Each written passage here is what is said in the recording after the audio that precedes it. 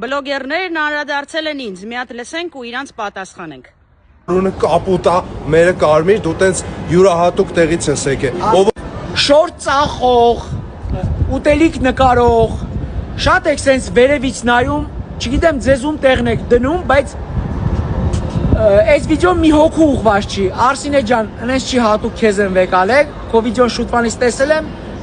անտեսել եմ, ասել եմ հիմա աղջիկա կարող է զայրացած մի բան ա նկարում։ Ուզում եմ շատերին լրագրող կլինի, ով ուզում է սեղի, մարդկանց վերևից շատ մի նայեք։ Կյանքը Տղերք, դուք այնքան տգետ եք, որ մինչև հիմա չհասկացաք, որ խնդիրը ոչ թե ձեր շորտ ծախելու մեջ է, ոչ թե ուտելիք գովազդելու մեջ է, այլ ազգի դավաճանի կողքը կանգնելու մեջ է։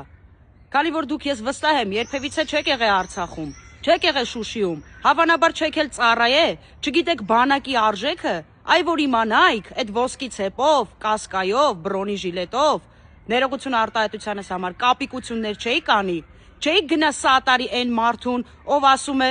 դե իներցիայի արդյունքում է ստացվել այս պատերազմը։ Այո, ես ասել եմ Հայաստանը Արցախ է եւ վերջ, դրա համար կրում եմ այս պատասխանատվությունը։ Կլսեիք նորմալ ադեկվատ ժողովուրդը ինչ է ասում, ու մաքսիմալ չէիք թաթախվի այս թեմայի մեջ։ Իսկ քանի որ դուք արդեն թաթախվել եք, այստեղ ոչ մեկ ձեզ չի պիտակավորում, որ դուք շոր վաճառող եք կամ հագուստ ուտելիք գովազդով եք։ Ամեն մեկը մի բանով զբաղվում է եւ ցանկացած աշխատանք արժանապատիվ է։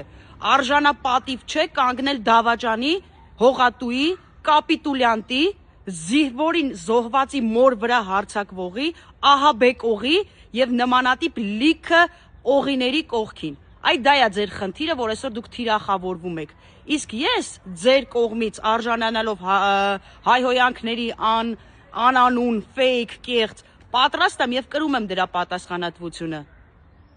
Կարող եք հրապարակել Արցախում կադրեր, պատերազմի ժամանակ կադրեր, ինչով եք կանգնել ձեր երկրի կողքին։ Ոչ մի բանով, որովհետեւ չեք արել, որովհետեւ ձեր եւ ձեր նմանները կանգնած են այսօր ՔՊ-ի կողքին։ Ձեր կողքին կանգնած են նաեւ համասեռամոլները, ով ակտիվորեն տարածում են դրանք։